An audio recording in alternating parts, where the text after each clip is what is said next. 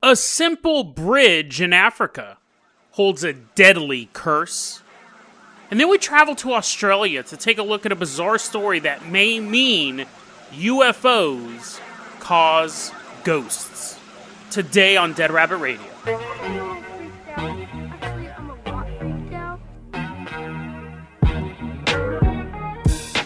Hey everyone, welcome back to another episode of Dead Rabbit Radio. I'm your host, Stacey Carpenter. I'm having a great day. I hope you guys are having a great day too. I hope you guys had a great weekend. Let's give a shout out to our newest Patreon support. Actually, he's not our newest. He bought this for he gave his brother a shout out on Friday's episode. So let's give him a shout out today. Nicholas DiTorfino. Nicholas, everyone's clapping for Nicholas. He's doing the worm as he's worming his way into the amphitheater here. Nicholas, you're going to be our captain, our pilot this episode. If you can't support the Patreon, I totally understand. Just help spread the word about the show. You guys don't understand how much that helps the show grow. If you guys can't give money, give your voice. Give your voice to me. I'm Ursula from The Little Mermaid. Just talk about the show online to your friends. It really helps out a lot. Nicholas, we got a ton of stuff to cover. So first off, let's get you in the Dead Rabbit rowboat. We're going to take a little rowing trip all the way from America. It's a long trip. Hope you brought a lot of provisions. We are headed out to Zimbabwe. Ooh, splash. Ooh, splash, I'm yelling as I'm consuming your voices. Oh, come to me. Nicholas finally captains the boat all the way to Zimbabwe. We also went back in time. It's the 1970s, and we're in Gwanda town in Zimbabwe. And running through Gwanda town is the Mitshabu River. And going over, this is a geography podcast, all of a sudden going over the river is the Mitshabi's Bridge. Back in the 1970s, this bridge had a bit of a problem. This is a really interesting story. There's a school nearby.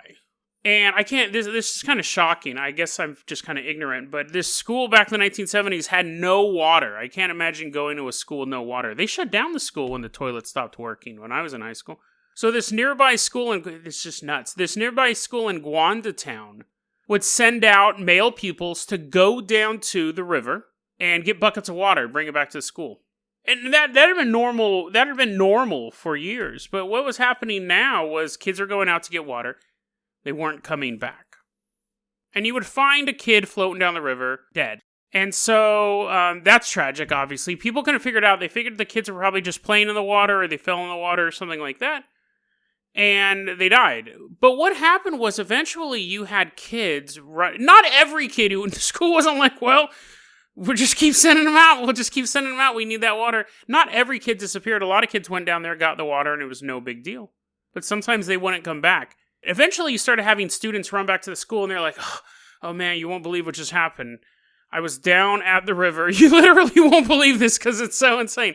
I was down at the river. I was getting some water, and I saw, kid looks side to side, a little nervous. I saw a fish in the river. The teachers are like, have you not taken science class yet? That's where fish live. He's like, no. It wasn't like a trout or something like that.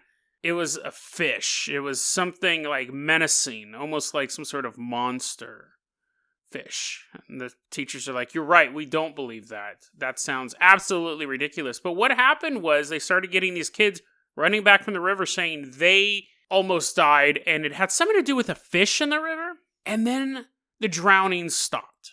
Now we jump ahead to the year 2020. This is super bizarre. This is such a weird story. I couldn't wait to share this with you guys. I just read this the other day. We're in the year 2020 now. Adult men use this river to bathe in. And there's also a guy, which sounds pretty fun. I've never taken a bath in the river. I imagine it'd be super cold. Adult men would go down there to bathe in the river. And then other dudes would use the river to pan gold in, which would be super awkward if you're like looking for riches and fame, and you look over and there's a naked guy going do. He's like sprinkling gold dust on his head. He's like, oh, this is my favorite shampoo. You're like, no, I should have been upstream from him. Guys use it to gold pan or to bathe, or people go say, hey honey, I'm gonna go gold pan today, and then they're like walking out with the bar of soap and a towel. They're like, that's suspicious. He never brings home gold, but he's always ivory spring clean when he comes back. Just really likes bathing. Adult men have begun drowning in this river.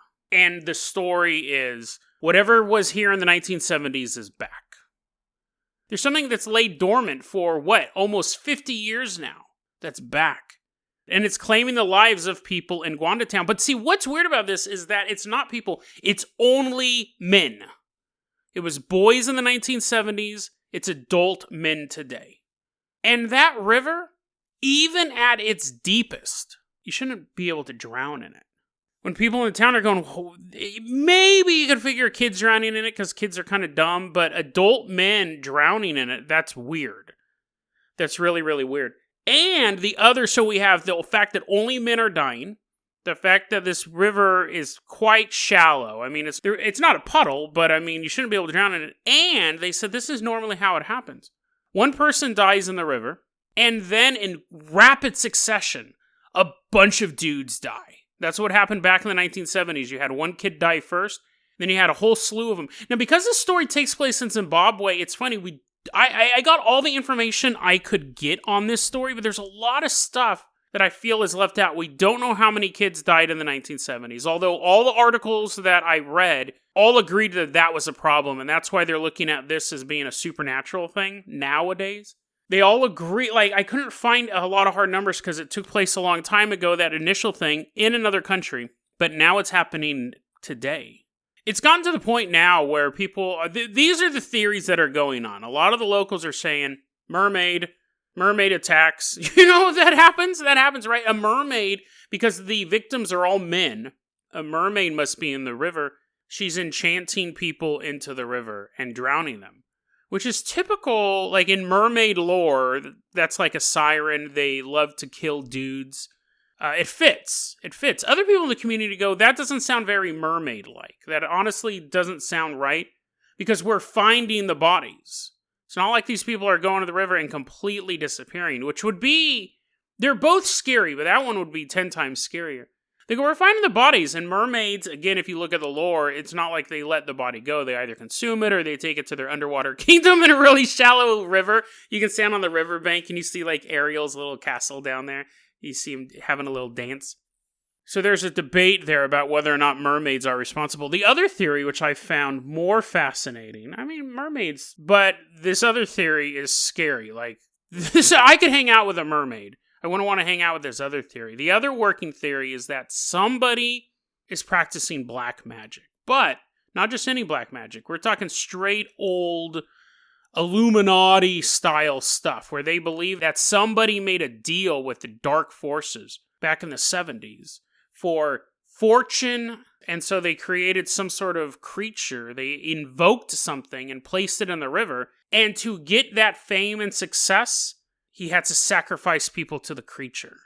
So he's not down there actively pushing people in, but by allowing this dark entity to come into our realm and feast off humans, this unknown person is getting power from it. And then for whatever reason, it's been invoked again. Either it's on some sort of weird hunger cycle like Pennywise popping up out of the river, or this person needed more money. This is like his ATM. He's like, dun, dun, dun, dun, dun. Walking down the river, he's putting in Cthulhu's baby. He's like, okay, there's my $2,000. I should ask for more, but I'm very, very short-sighted. I hope I don't have to do this again. So that's the other theory, which is a lot scarier. So it's gotten so bad that the locals have actually called in the prophet Muli Moyo to come out to town. Now, we don't know who Prophet Muli Moyo is, but apparently in the area, this dude is dope. I honestly wish we knew who this guy was. This guy needs his own Netflix series. I actually found him on Facebook. I'll talk about that in a second. But Prophet Muli Moyo comes out. He has a big reputation. That's why he needs to have a Netflix show. He has a big reputation of taking down paranormal menaces. This is his resume. There's a bunch of goblins at a local school that Prophet Moyo showed up and was like, get out, and chased the goblins away. I mean, standard stuff, I guess. When I read that, I was like, oh, goblins could be, I don't know if it was actually like little green dudes with like armor on and stuff like that, little swords, little one-hit D&D characters. I don't know if goblins is a term for poltergeist in Zimbabwe. I was like, oh, doors opening and closing by themselves, cups levitating. You're like, Jason, that stuff's terrifying. You're acting like it's, nothing. But you know what I mean? Like, it could be stuff that could be natural, could be normal, and Prophet Moyo comes out. He comes out, he does a ritual, and then the activity stops. So basic exorcism stuff, right? So I was like, okay. His second thing that they said was he actually had to do this before. There was a giant snake near a local dam And people were drowning in that river too. And he caught the snake. He pulled the snake. How does this guy not have a television series? I want to see him wrestling the snake. But I'm reading these. Goblins. Oh, a pretty big snake. People drowning. I don't know. Was the snake pulling people in the river, I guess? Was it supernatural snake? Does he still have the snake? I have all these questions. And then I found this. This should be on every paranormal investigator's resume. I'm kind of ashamed it's not on mine. And other feat of his. He went to the Matandawima Primary School in Gwanda. He's already been called out to take care of a snake that's drowning people. He's already been called out to run off a bunch of goblins. This one, I don't even know why they called this guy. How long did this go on for? First one, paranormal, definitely goblins. The second one, you had people drowning. The big snake, probably paranormal, because I don't think snakes normally drown people. I think people were drowning due to some sort of paranormal thing, and he found a big snake, or the snake was a cursed thing, like in the story we're currently covering. This next story, this one, in this elementary school, there's just a baboon.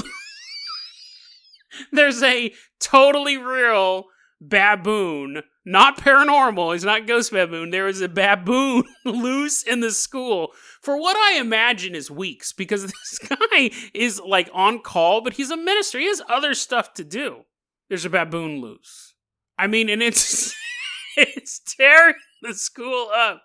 It says that it terrorized the staff and the students, so I don't think it was like one day a baboon showed up and Prophet Moyo is also like animal control in the area. This baboon was imitating teachers. He's sending kids to the principal's office. They go there. The principal is now disguised as the baboon. He's beating them up. Kids like, that's a really convoluted way to beat me up. This baboon was terrorizing this school for an unknown amount of time, but it was not an afternoon.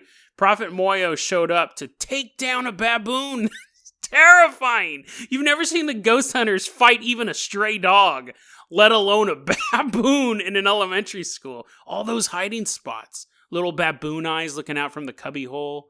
Nuts, dude. Anyways, I'm a little disappointed. I've never fought a baboon, nor will I ever. Prophet Moyo taking down goblins, taking down a giant snake and a baboon in elementary school. He needs his own Netflix series. He's being brought out to take care of this one. So we'll see what happens. I found him on Facebook, and I think I did. I found a guy with the same name who lives in Gwanda in Zimbabwe. And the reason why I'm a little hesitant is because I didn't put his Facebook in the show notes because he looks very young. He looks like he's maybe like 18, 20 years old in the photos. So maybe he just ages really well. And none of his posts talked about him beating the poop out of a baboon, which would be every Facebook I'd ever post ever had I done that. So I will keep you guys updated on that story. I emailed him at about 5 a.m. last night. I said, "Hey, are you the same guy who's going to that bridge to take care of that curse?" I don't know if it's the same person. Imagine getting an email from someone from another country at 3 a.m. saying, "Hey, you don't know me, but are you the prophet who's trying to get rid of the ghost under the bridge?" How would you respond to that? So I'll let you know if he's the right guy. I really want to know about that baboon story. That's fascinating. Like the bridge thing, the bridge thing is fascinating too, definitely. And we'll keep an eye on that. But if you live in Zimbabwe, don't go to that river. I think that's kind of the moral of that story. I'm really curious because if the second theory is correct, if someone created some sort of tulpa or invoked some sort of dark being and it's sitting in there and it's eating people, it means there's probably a lot of paranormal time bombs out there. This type of thing would answer stuff like Missing 411, where we have these people disappearing in national woods and stuff like that. If you're a practitioner of the dark arts, you wanted to sacrifice souls, it doesn't have to be Katy Perry jabbing a knife into someone right after the AMAs. It could be still Katy Perry. It could be Katy Perry back when she was 16, 17 years old and she really wanted to be a musician, creating some sort of twisted portal out in the wilderness somewhere and leaving it there. And every time a soul walks by it, they disappear, they die mysteriously, or just die of accidents. Like all these drownings in any other place in the world would probably just be brushed off as misadventure, death by misadventure. So many in a certain area, maybe that's the way you actually sacrifice people. Maybe it's not this Hollywood way of, bunch of people standing around with a knife and Tom Hanks being like, no, Steven Spielberg, I call you by your full name. Today's my turn to sacrifice this person. Ugh. Maybe it's not that. Maybe it's, again, Tom Hanks out in the middle of nowhere creating a portal being like, oh yes, the Burbs was predictive programming. I was the villain all along. Tom Hanks is actually considered like a main villain nowadays in adrenochrome conspiracy theory. I think a lot of you guys are aware of that. He was, remember back when he had COVID in Greenland or New Zealand, that was it? He got the adrenochrome treatment or the bad adrenochrome. He's considered one of like the main bad guys in the adrenochrome conspiracy theory, which I find, I know why. It has to do with Isaac Cappy, and Tom Hanks took a couple pictures of a shoe. Tom Hanks was taking pictures of shoes, and one of the shoes was related to Isaac Cappy, who was a guy who was accusing Seth Green of pedophilia. Now this is an Isaac Cappy segment. Nicholas, go ahead and fire up that Jason jump jet. We're going to get here real quick because this is a quick story. I didn't plan on doing this. I'll have to find show notes for it. But apparently, as Nicholas is flying us out in the Jason jump jet, here's the story super fast. Isaac Cappy was this guy. A lot of you guys have recommended it over the years, but Isaac Cappy is this guy. He's a Hollywood actor. He started accusing people of basic Pizzagate-style conspiracy things. He accused, like Seth Green once made a joke, like he was walking around Seth Green's house, and Seth Green like pointed at a door and goes, "Yeah, that's where we keep the kids." And Isaac Cappy like freaked out and thought there were actually kids behind the door. I mean, it is a dumb joke. Here's the thing, it's a dumb joke, and then it's an even worse joke in front of someone who may be suffering from mental issues. And so Isaac Cappy was this actor who started going out making YouTube videos or Instagram or whatever, these videos, and saying all of this stuff about the Hollywood elite, the pedophile ring. This is all stuff we've heard 100 times before, and there are pedophiles in Hollywood 100%, 200%. So that part is real, but whether or not like Seth Green and Tom Hanks and all that stuff is involved in it, look at the producers that are making some of these television shows and stuff like that. Those are the people you really got to look out for. But Isaac Cappy started going on, and then he committed suicide, tragically. He committed suicide, and one of his final posts was something like, "Now I have become one of them." So that's made a lot of people question his, like, did he engage in this activity and couldn't comprehend it and then killed himself? Or what does that even mean? Like, he was obviously in a state of mental distress. If you don't want to say he was flat out insane. Towards the end, he was in a state of mental distress. He jumped off an overpass, I believe. I didn't prepare to do this segment. And then a couple days later, or maybe a day or two before, it was around the same time, Tom Hanks has this weird thing. He likes to take photos of shoes. Like abandoned shoes, which is just creepy, okay? It is creepy, but I guess he took a photo of a shoe that was like either thrown off an overpass or sitting on the road, and that was supposed to be somehow related to Isaac Cappy's suicide. So that's how Tom Hanks got on the radar. If you don't know why Tom Hanks is so tied into Pizzagate theory now, it's because of that. It's because there had been accusations been thrown out about him, I believe, before. I'm not 100%, because again, I'm going off memory, but most of the accusations are like Katy Perry, Steven Spielberg, Tom Hanks, Ellen, Hillary Clinton, stuff like that. And then while everyone's looking at that stuff, they're escorting a producer out of the back of Nickelodeon. They're like, "Don't ever come back here, dude.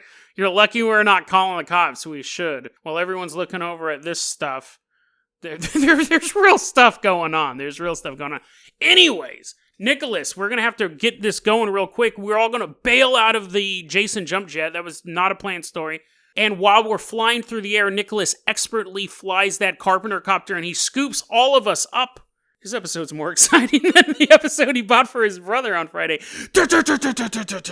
Carpenter copter is flying out to Australia. Let's get started here, because I don't have a ton of time, but again, I find this story fascinating.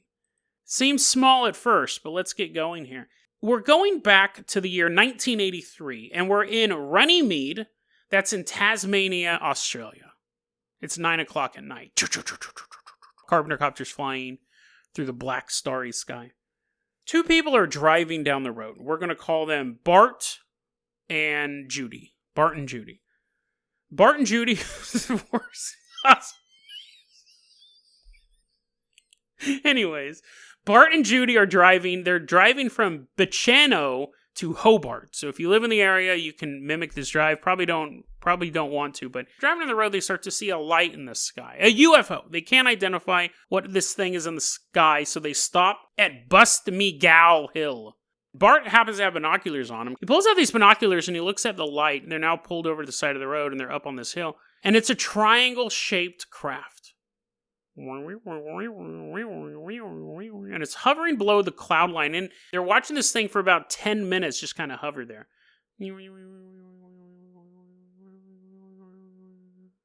And then they start to see a set of headlights come down the highway. Now, I would say they're in the middle of nowhere, but it's kind of a given they're in Australia, but they are in the middle of nowhere. It's kind of weird to be seeing another car coming out down this highway, but not unexpected. They're not they're not Mad Max. There's other people that exist in the country, but they're seeing this pair of headlights come down the road. It does make them kind of question it, because they're thinking, did this car see what we're seeing? Because it's coming from the direction of this triangle. So obviously, they must have also seen it as well. So maybe we can kind of walk down this hill. Maybe they'll see us and they'll pull over and we can confirm that we are all seeing this absolutely bizarre thing. So they start moving down the hill. These two headlights are coming down the freeway.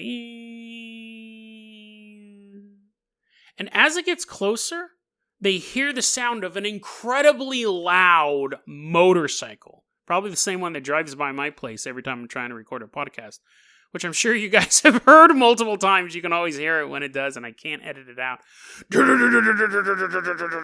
They hearing this really loud motorcycle coming down the road. They kind of look at each other, and they're like, wait a second, there's two headlights, but we hear a motorcycle. Two motorcycles? Could it be two motorcycles running side by side? And as the two headlights get closer, they start to merge into one headlight.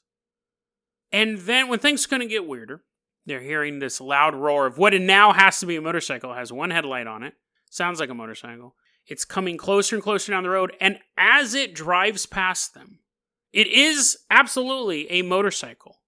But the rider of the bike has no head.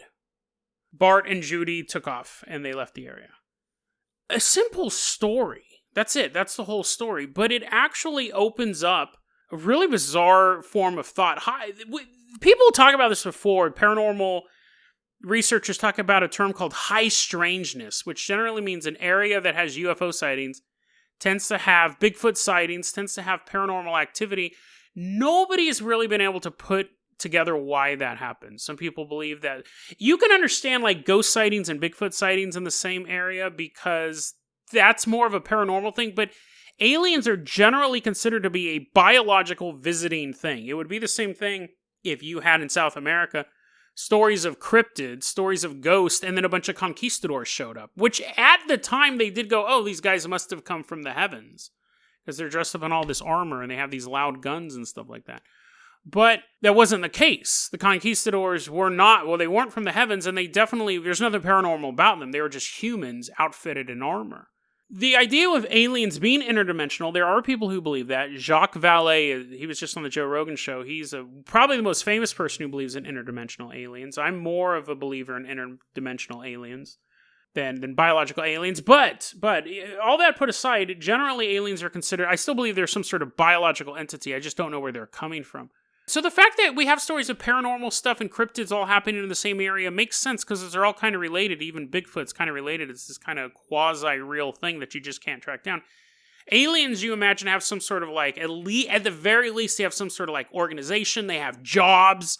They just don't fly around in the UFOs all day long unless that's their job. You imagine aliens have a race, a species, much like ourselves.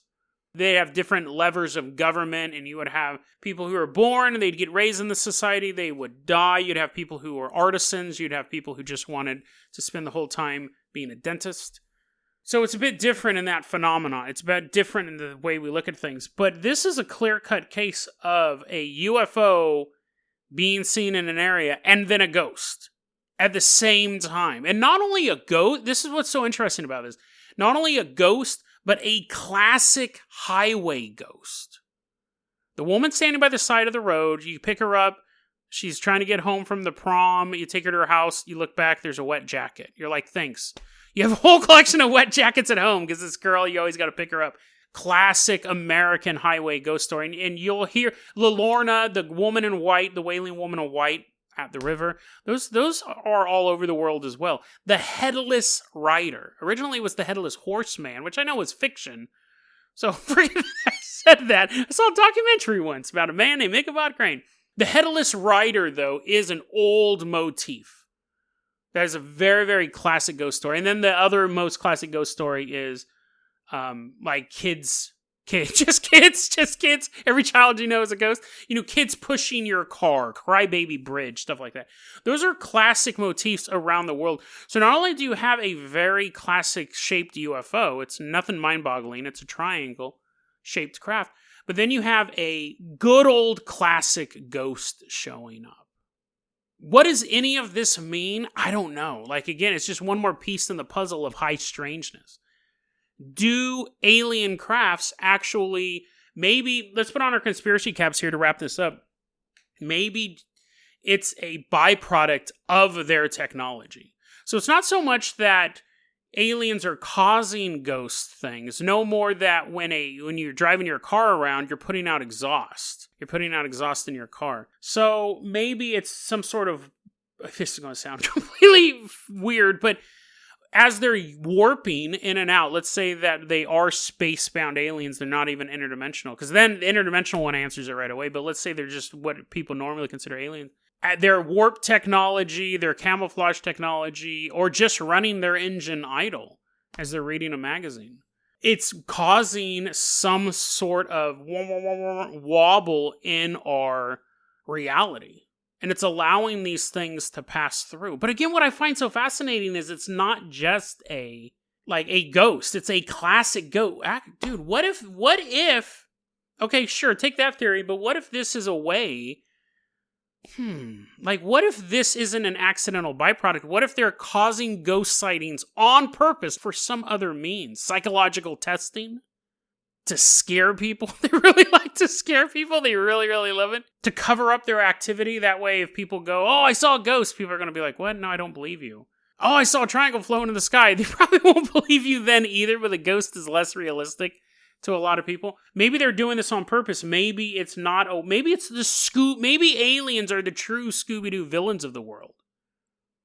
That they cause these ghost sightings. Because again, it's not just, I keep saying ghost sighting, but I want to hammer this in.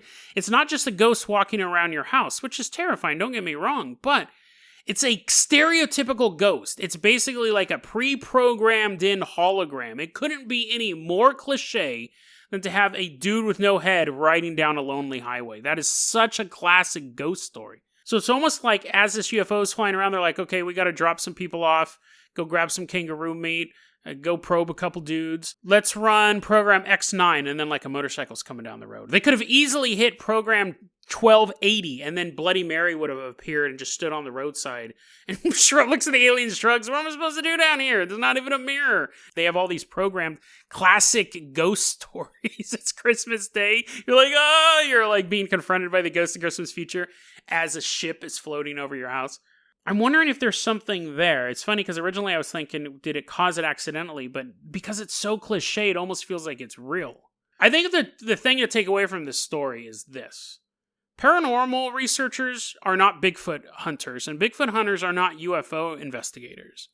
They have their own set of skills. An EVP meter is not going to help you much in the middle of the forest when an 8-foot-tall hairy man picks you up and rips you in half. And your little shortwave radio that you're using to listen to alien tech isn't going to help you that's not going to help you in any situation except when you're trying to eavesdrop in on ET. It's not going to help you if like a stiff breeze knocks over your equipment. They don't have the same skill set. So what's really terrifying about this is let's end it like this. Ghost hunting's fun. It's so fun to go out and do these things, but you got to be safe. I'm always worried about hobos and dogs, and then ghosts. Even though I'm there to see the ghosts, those two things are the ones I'm the most concerned about. But I never thought about the fact that while we're out looking for ghosts, something else may be looking for us. These typical ghost stories may be a way to attract us to this area. It's the perfect experiment. Seeing who are the most curious of mankind or the most gullible. So while you're walking through the creepy woods at the edge of your town or the abandoned cemetery, or creaking open the door of that haunted house that you've heard so much about since you were a kid, be a little more prepared than your EVP meter, your cell phone camera. Because while you're entering what you think is a ghostly abode, it may actually be the doorway to a sci-fi hell. You may have hoped to catch a blurry photo of a ghost walking down a staircase. Instead, the last photo you take is of a 3-fingered gray hand reaching out from the darkness, and you're never seen again. deadrabbitradio@gmail.com is going to be our email address. You can also hit us up at facebook.com/deadrabbitradio. Twitter is @deadrabbitradio. Dead Rabbit Radio is the daily paranormal conspiracy and true crime podcast. You don't have to listen to it every day, but I'm glad you listened to it today. Have a great one, guys.